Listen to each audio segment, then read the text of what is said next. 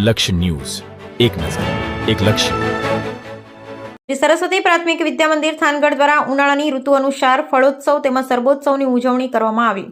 આજે શ્રી સરસ્વતી પ્રાથમિક વિદ્યા મંદિર થાનગઢમાં ધોરણ 7ના વિદ્યાર્થી ભાઈઓ બહેનો દ્વારા પારુલ દીદી ના સૌ કાર્ય વિષય માર્ગદર્શન મુજબ ઉનાળાની ઋતુમાં ગરમીથી બચવા શું કરવું તે હેતુસર બાળકોએ બરફ, લીંબુ, વરિયાળી, મીઠું પાણી, તપેલા, લીંબુ નીચોવવા મશીન જેવી સામગ્રી દ્વારા બાળકોએ જાતે લીંબુ શરબત, વરિયાળી શરબત બનાવી બાળકો, વાલી, દીદી, ગુરુજીગણને શરબતો પીવડાવી ઠંડા કર્યા. આ શરબત બનાવી જાતે જ બનાવવાની પ્રવૃત્તિને સફળ બનાવી બાળકોમાં સ્વચ્છતા, કરકસર, કલ્પના શક્તિ, પારખવાની શક્તિ, સમૂહ ભાવ જેવા ગુણોનો વિકાસ કેળવવા સાથે આ પ્રવૃત્તિ કરવામાં આવી. સાથોસાથ ધોરણ 8ના વિદ્યાર્થી ભાઈઓ બહેનો દ્વારા જ્યોતિ દીદીના સૌ કાર્ય વિષય પર માર્ગદર્શન મુજબ ઉનાળાની ઋતુ અનુસાર કયા કયા ફળોનું સેવન કરવાથી બાળકોમાં શક્તિદાયક, સ્ફૂર્તિદાયક બને તે હેતુ અનુસાર બાળકો ઘેરથી વિવિધ ફળો જેવા કે સફરજન, મોસંબી, દ્રાક્ષ, દાડમ, પપૈયું જેવા ફળો લાવી બાળકોએ ફળોને કટિંગ કરી વિવિધ ડિઝાઇનમાં ફળોની કલાત્મકતા રીતે ડીશોમાં વિવિધ ગોઠવણી કરવામાં આવી.